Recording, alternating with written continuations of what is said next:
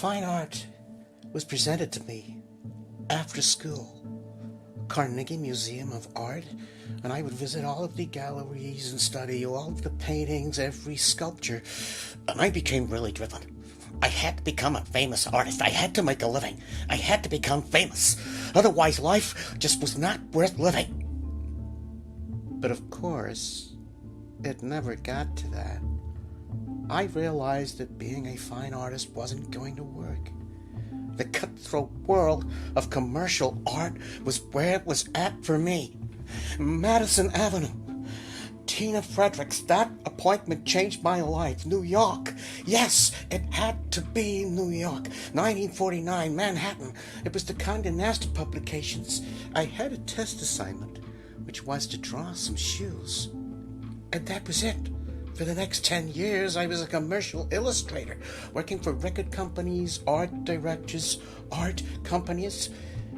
The printing became my signature.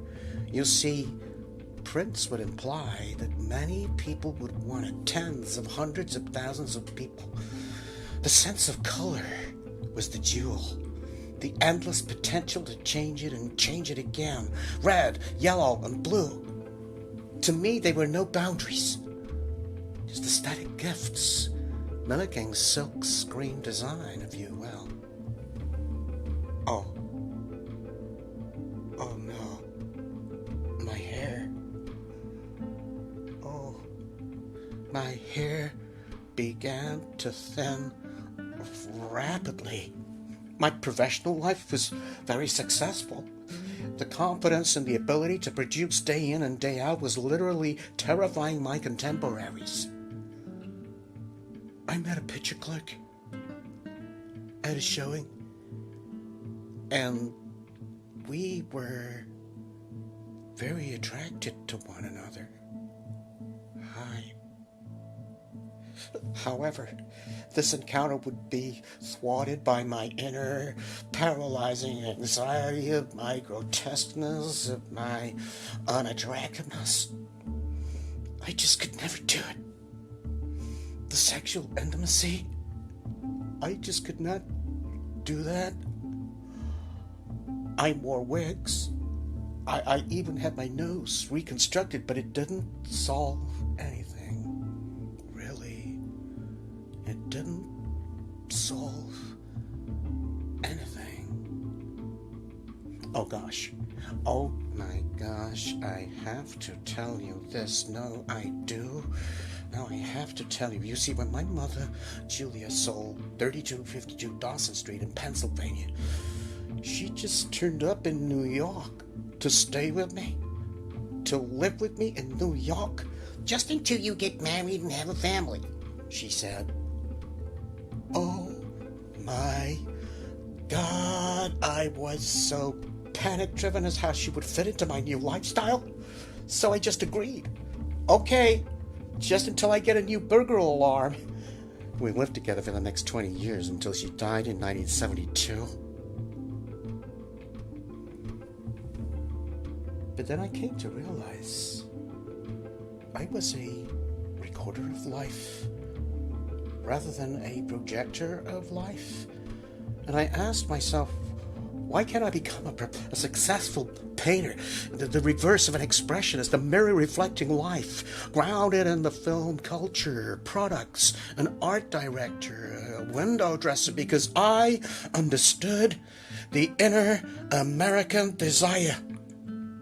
My friend, Ivan Karp, once proclaimed that he had a sit-up-in-bed moment, that something really weird was happening in the art world. But I was the only artist by 1961 that had not been recognized in the pop art movement. I was desperate. Ivan had even shown me cartoon work that was more complete than my own. Ted Carey, Muriel Letta, they were very close friends with mine, and I needed to do something different. Muriel said, well, you like money, so therefore you should paint pictures of money. But you should also paint something that everybody recognizes, like a can of soup. And that was it. That was it. Do you know that I've been really working on this? Really working on this. Soup, Campbell's soup, in the style that I've been perfecting for at least a year. Yes. Repetition of image, repetition of silk-screened images, a commercial technique. It was all so simple. Baseball was my first silkscreen print. Photography, the form and content of when you actually look at something that is pushing the language forward. And I did that. I knew that one day they may be invaluable. To shine like a star is beauty, a kind of immortality. I was not beautiful, but Marilyn was. Summer 1962, I began painting pictures of presidents and movie stars, and the so-called discrepancies of Marilyn's lips were pointed out to me at the showing, and I just casually retorted, "I like it that way. That is the art." And morbidity continued to intrigue me too. The car accident paintings, the women who ate poisoned tuna. I just thought it would be nice if those people were remembered by those who wouldn't normally stop to think of them. Oh, it wasn't that I felt sorry for them. No. Things happen, and people continue with life. I just wanted to make them stop and think. As with the JFK assassination in 1963, it made one so speechless. But I had to record the mourning and the responsibility that Jackie had in holding the country together for those few days. It was moving. We are recorders. That is what we do. You can be a non-artist. You can make them and become the world's greatest artist by being a non-artist. I am, or was, a non-artist. Which freaks a lot of people, I guess. Controversial, huh? You see, it's all about seizing the moment of production, offering the gifts of parameters. However, ideas are not exhaustive for anybody. So, repeat them. The Francis Bacon visit to the factory? Oh, well, that was a surreal moment for us all. It truly was. There was an awful lot of speculation of would we be attracted to one another's work. Indeed, would we be attracted to one another? Well, I think not. On both counts. Well, I thought that Warhol's work was bad. I didn't like it at all, and all he could offer me was canned soup. Soup. Personally, one prefers coq au vin and a glass of champagne, you bloody cheapskate.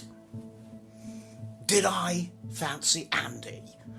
Well, it looks like a skinny little ballet dancer, if you ask me. Everybody knows that I like a brute, a bit of a tussle. Bringing home the bacon. How ironic. Oh, we were cordial, but there was an atmosphere. Francis had a fixed smirk and a painful smile. I did not believe that he would like my work at all, nor I his. Oh, we respected one another. After all, if we were all the same or all looked the same, there would be no room for jealousy, as Lou once said.